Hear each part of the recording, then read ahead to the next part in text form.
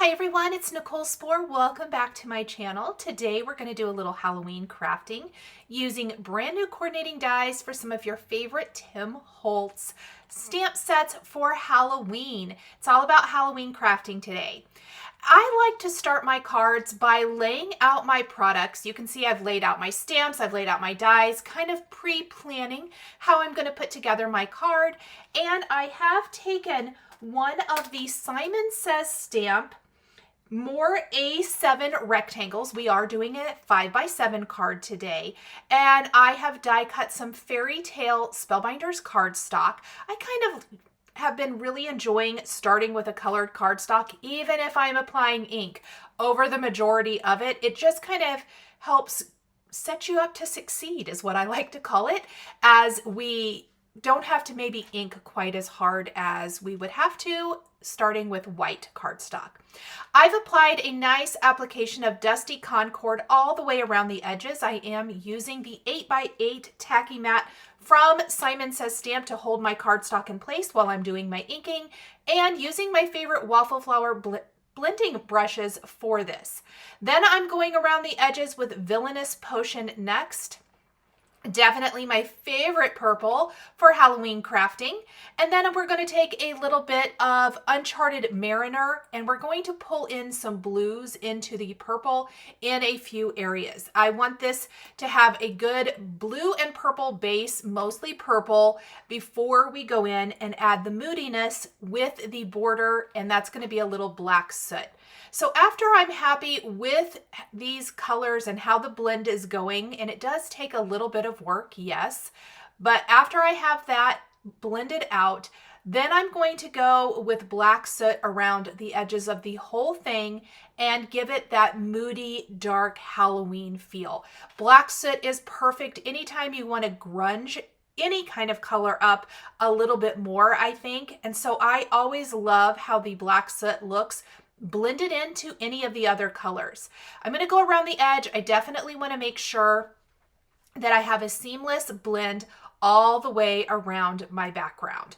Once I'm happy with this, we are done blending that background, and I do want to add a little additional distress with some black splatter from Simon Says Stamp. Actually, I decided I was going to hold off on that for just a second because I need to do some stamping and I didn't want to stamp over wet splatter. So what I'm going to do here is I am taking a couple of favorite stamp sets from Tim Holtz. This is from Unraveled and it has wonderful spooky webs in it. And I am stamping this with white pigment ink in the upper right and lower left corners. The white pigment ink is going to fade a little bit as it dries. It's going to be very subtle, but I love the effect of those little webs. In fact, you can see it's drying even now. So then I'm going to take, it's just a bunch of Hocus Pocus. This is also from a previous Tim Holtz stamp set. This one is called Bold Frights, and I'm going to stamp this with some VersaFine Nocturne ink, just a really nice bold black ink. Then we're going to go back to the splatter box and add in that black splatter, because anything stamping here on the background really is pretty much done at this point. So with my black splatter, I am going to be pretty generous with this all over the background. And I kind of like to do any of my background drying elements first, if possible. That allows me to let this dry while I work on anything like coloring or die cutting, assembling, all of that good stuff. In addition to the black splatter, I did decide to add a little silver splatter too. So I'm going to go in, and I did this a little less than the black. I generally like my splatter. It is all over, but you can see that the heaviest application kind of goes in a diagonal down my card front. Okay, we're going to set that aside to air dry, and I'm going to work on the rest of my sentiments for this card. And it does feature a new-ish die set. This was released a couple of months ago, and it coordinates with several stamp sets from Tim Holtz. It's called Tiny Text, and these are the banners that work with the tiny text Tiny Text Halloween set like I'm using today, and even Tiny Text Christmas. Highly recommend grabbing this. I have all 3 sets because you guys know I love a good sentiment strip. I decided to use Dearly Departed and Things Are Not What They Seem from our Tiny Text Halloween stamp set, and we're going to use these with It's Just a Bunch of Hocus Pocus. I think it's going to look really, really cute with the scene of my card. I've stamped these on black cardstock using clear embossing ink and heat embossing with white embossing powder. And then you have the choice of picking your sentiment strip style. There is a flag, banner style, rounded style, regular rectangles. But then there is this one that I think is perfect for Halloween, and it kind of looks like they have torn edges. It's really subtle, but I'm going to pick the 2 dies that fit the sentiments that I stamped here. There's lots of different sizes, and I'm going to go ahead and die cut. You guys, this die set, hands down, my favorite Tim Holtz die set, just because I love a good sentiment strip. This is going to work with a lot of things, maybe even other stamp sets beyond Tim Holtz. So a really great one to pick out. Okay, next, am I going to stamp my images from the brand new coordinating die set? This is not a new stamp set. It's called Scared Silly, and I'm taking multiple images from this, but am I stamping it on some fairy tale cardstock? I sure am. I decided I wanted to color right over this fairy tale cardstock today. It is a nice light color with my distress pencils. I have listed all of the colors I'm using down in the description below. I use the Simon Says Stamp Black Dye Hybrid Ink, I think it's the hybrid ink, to stamp my images, and then I'm simply coloring them in with the Tim Holtz Distress pencils. And I'm going to build up that color on these. If you have not tried coloring with pencils or markers over colored cardstock, I highly recommend giving it a try. Oftentimes, especially when your background matches the color of cardstock you're coloring on, it will blend that background, that outline around the die cut images into your background a little bit. Even in this case where I did apply all of that ink to our background element, I like the light purple. I feel like it's a little less harsh than white cardstock or even an ivory cardstock would be. I probably could have tried to maybe stamp these on a darker color and color over them, but this was fine for me, and I think it turns out absolutely amazing. Now, I did start with the jack-o'-lantern, the skull and crossbones, the witch hat, and the jar with the eyeball in it. I am going to go back and add the black cat, and we're also going to be using the ghost. I'm not stamping the ghost on the fairy tale cardstock. We're going to hold off on that for just a little bit, and we will come back. You might notice anytime I am coloring white here today, I am using, I think it's a little pumice stone as my gray shadow, and then blending in with the Picket fence. This is a fabulous way to apply color. It's also super forgiving. If markers are not your jam, or super, very intentional colored pencils, coloring is not your jam, I highly recommend giving Tim's Distress pencils a try. They work fabulous with water. I'm not using them with water today, but they do work great with water for more of a watercolor effect, or they can be used just as is. I absolutely love them. I feel like they give really nice coverage, especially over a colored cardstock, and they color beautifully and really quickly, I feel like. Okay, I did do the eyes a little spooky with a little yellow, and then blended in a little bit of red.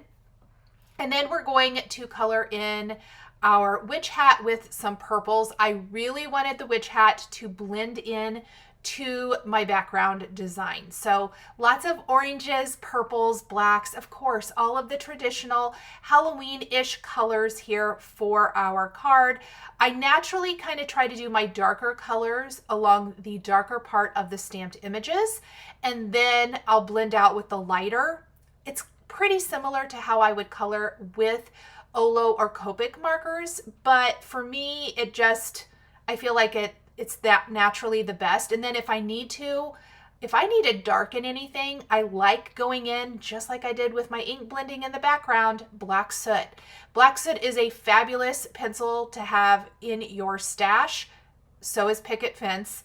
And you're going to find yourself using them over and over because you can darken up any area by just going over it with that black soot. Okay, so now I'm going to do my little black soot here on the band, I think, of the hat. We're going to blend out with, I don't know, some pumice stone, hickory sticks. Either one of those is fine.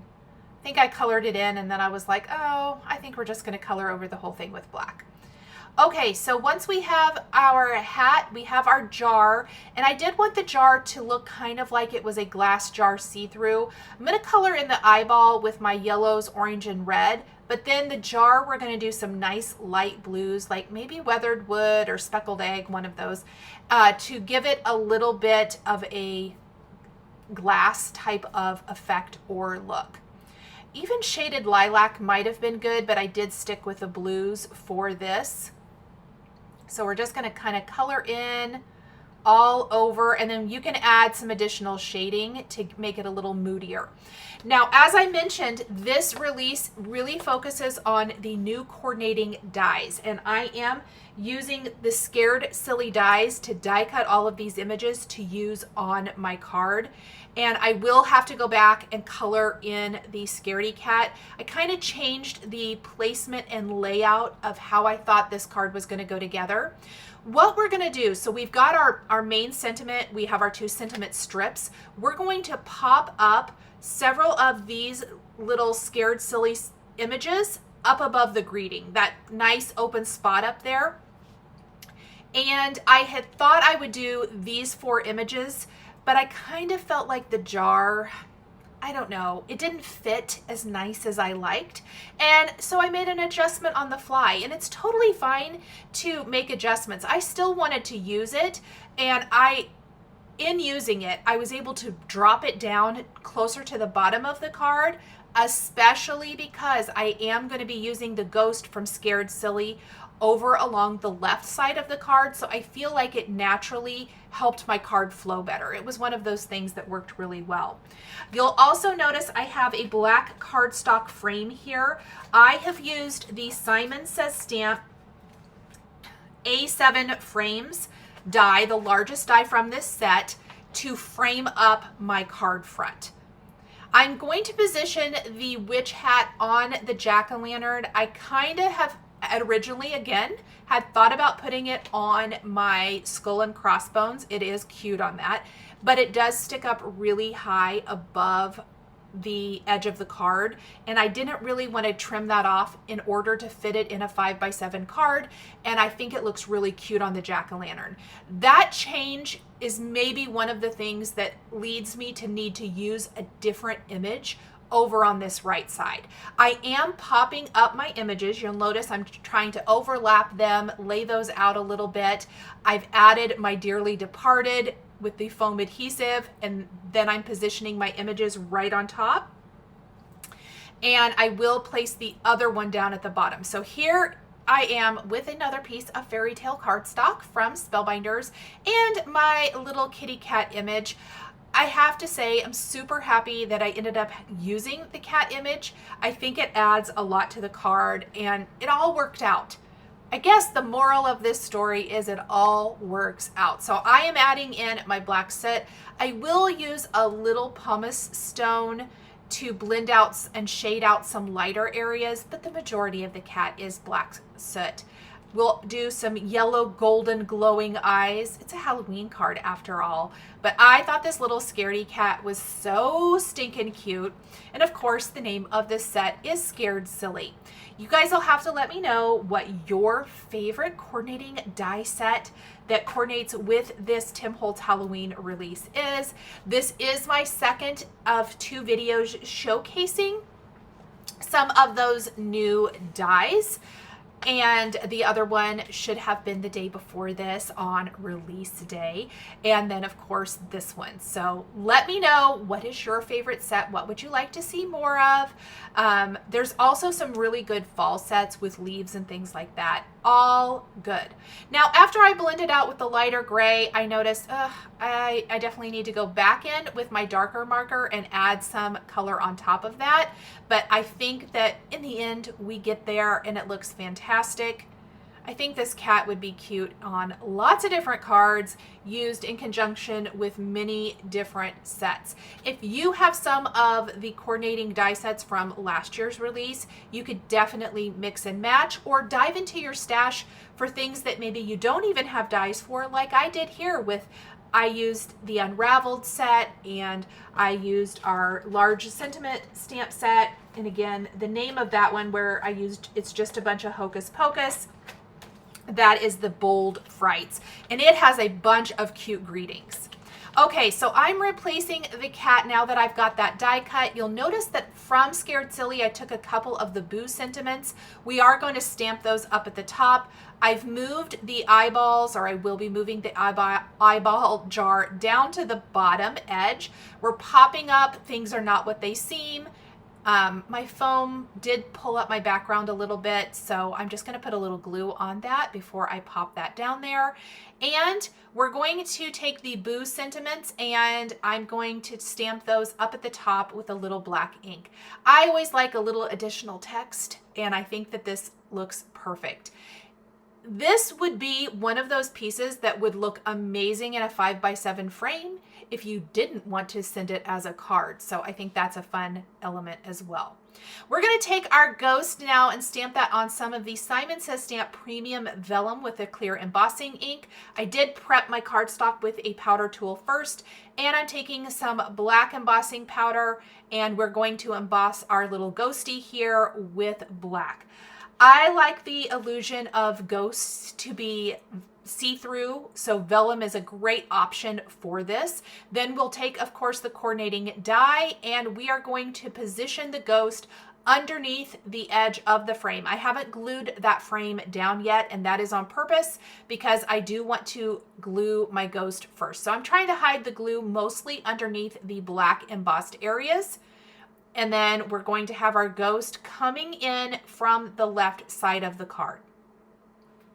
Once we're happy with that, we'll just snip off anything hanging off the edge. We'll glue our frame in place. I do have a white side fold 5x7 card base for this. So let's glue our background down first. My rectangle is just slightly smaller than the A7 size, but the frame is exactly the A7. So I'm going to glue my panel down, and then we're going to glue the frame down over that. And I love the way the frame just frames this up perfectly. If you are more of an A2 size card maker and don't want to make the larger size cards, you could seriously just scale this down, use a smaller sentiment for that bold sentiment. It's just a bunch of hocus pocus is really what led me to need that bigger real estate here. Use something a little bit smaller or leave it out altogether and you could totally copy everything else. Okay, once our frame is in place, I'm going to clean up a little bit of that glue kind of carefully, try to take my nail maybe and get rid of it, or the edge of my tweezers. That always works good too. Oh, cleaned it up. Final thing for our card here, let's add a scattering of some black gems from Simon Says Stamp. I like to put little dabs of them here and there, and then that is going to be it, friends. Super spooky, super cute. Love these new coordinating die sets for the Simon Says Stamp release. Again, let me know down in the comments which one is your favorite, and I hope you guys are enjoying all of the fun Halloween and fall crafting. Thank you guys so much for watching today. The supplies I used are listed and linked below the video here on YouTube for your convenience.